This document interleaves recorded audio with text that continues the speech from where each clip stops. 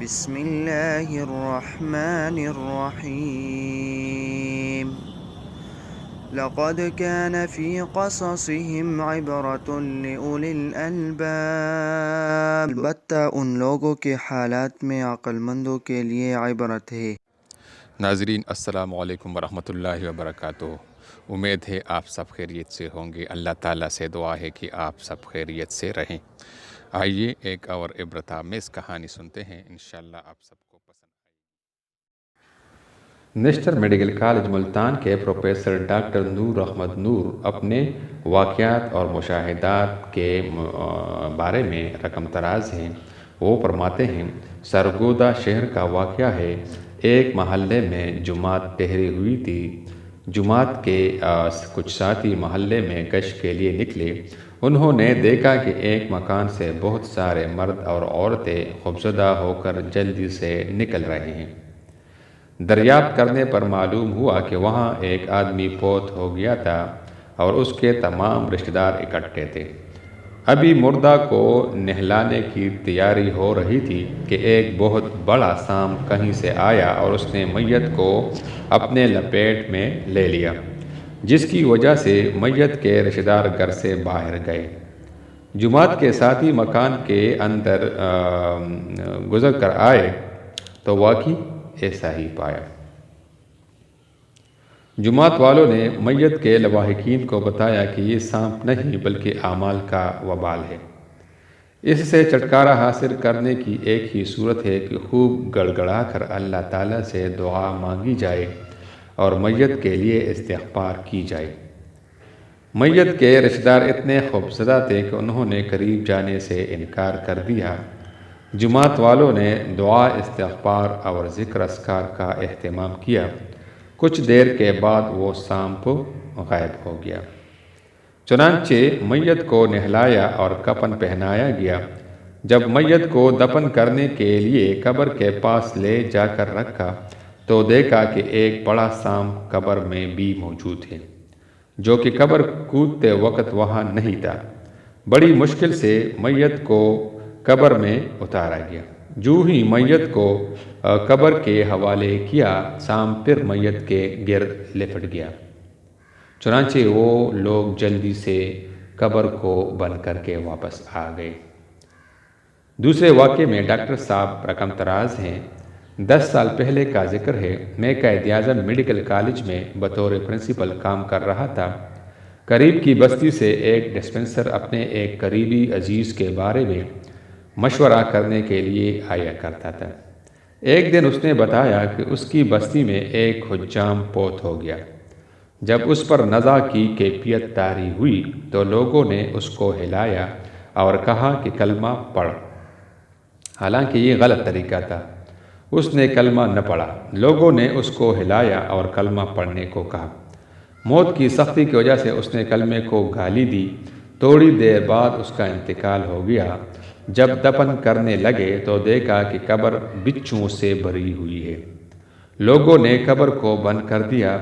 دوسری جگہ قبر کھودی گئی۔ جب میت کو قبر میں اتارنے لگے تو دیکھا کہ وہ قبر بھی بچھوؤں سے بھری ہوئی ہے۔ چنانچہ اسی حالت میں مردے کو قبر میں رکھ کر قبر کو بند کر دی گئی۔ علماء کرام سے سنا ہے کہ نزا کے عالم میں مرنے والے کو کلمہ پڑھنے کے لیے نہیں کہنا چاہیے، بلکہ اس کے قریب مناسب آواز میں کلمے کا ورد کرنا چاہیے تاکہ وہ اس کلمے کو سن کر کلمہ کہنا شروع کر دے، ورنہ اسی حال میں وہ کفریہ الفاظ کہہ ڈالیں گے، جیسا کہ اس واقعے میں آپ لوگوں نے سنا۔ تیسرے واقعے میں ایک ڈاکٹر صاحب کا واقعہ بیان فرماتے ہیں۔ یہ واقعہ ایک ڈاکٹر صاحب کے ساتھ پیش آیا، جیسے ان کی زبانی نقل کیا جا رہا ہے۔ 1961 میں پاک وارڈ میں بطور رجسٹرار کام کر رہا تھا۔ ایک رات عجیب خواب دیکھا، جس کی وجہ سے 6 ماہ تک بیمار رہا۔ خواب میں مجھے ایک قبر کے اندر لے جایا گیا۔ کیا دیکھتا ہوں کہ ایک مردہ تڑپ رہا ہے۔ یوں معلوم ہوتا تھا کہ سخت اذیت میں ہے۔ اس کا منہ کھلا ہوا تھا مگر منہ سے آواز نہیں نکلتی تھی۔ بازو اور ٹانگیں شدید درد کی وجہ سے حرکت میں تھے۔ کافی دیر تک یہی حالت رہی اور پھر کچھ سکون ہو گیا۔ تھوڑی دیر بعد میں نے دیکھا کہ ایک تیسرا شخص ایک چمکدار چابک جیسی چیز اس میت کی پیشاب کی نالی میں داخل کر رہا ہے، جس کی اذیت سے وہ مردہ پھر ویسے ہی تڑپنے لگتا ہے۔ مردہ کی حالت تکلیف اور اذیت دیکھ کر مجھ سے نہ رہا گیا۔ میں نے اس شخص سے پوچھا کہ اس میت کو یہ عذاب کیوں دیا جا رہا ہے؟ اس نے بتایا کہ یہ مردہ دنیا کی زندگی میں زناکار تھا اور جیسے مرا ہے اسے یہی عذاب دیا جا رہا ہے۔ میں کافی دیر تک یہ معاملہ دیکھتا رہا۔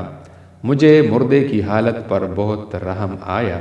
ابھی میں یہ سزا دیکھ ہی رہا تھا کہ کسی نے پکڑ کر مجھے زمین پر لٹا دیا اور ویسی ہی چمکدار چابک نما چیز کسی نے میرے پیشاب کی نالی میں داخل کر دی۔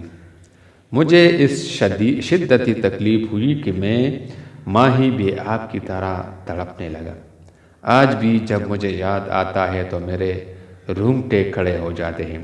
بہرحال کافی دیر تک میں تڑپتا رہا۔ جب ہوش آیا تو اپنے بستر کو گیلا پایا اور تکلیف کی شدت ابھی تک محسوس ہو رہی تھی۔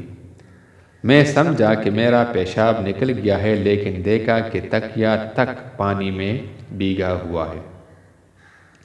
اس کے بعد جب اس دوران میں بہت کمزور ہو گیا، ہر قسم کے لیبارٹری ٹیسٹ، گردے، مثانے کے ایکس رے وغیرہ کروائے، بہت سے ڈاکٹر صاحبان سے مشورہ کیا اور علاج کروایا، لیکن نہ تو اس بیماری کی وجہ معلوم ہو چکی اور نہ ہی افاقہ ہوا۔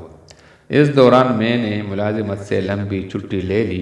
آخر کار دعا اور توبہ استغفار کی طرف متوجہ ہوا تو اللہ تعالیٰ نے اس مصیبت سے نجات عطا کر دی۔ اللہ تعالیٰ ہم سب کو اپنی جوار رحمت میں جگہ دے اور ہمیں نیک اعمال کی توفیق عطا فرمائے اور ہمیں زنا سے بچائے، آمین۔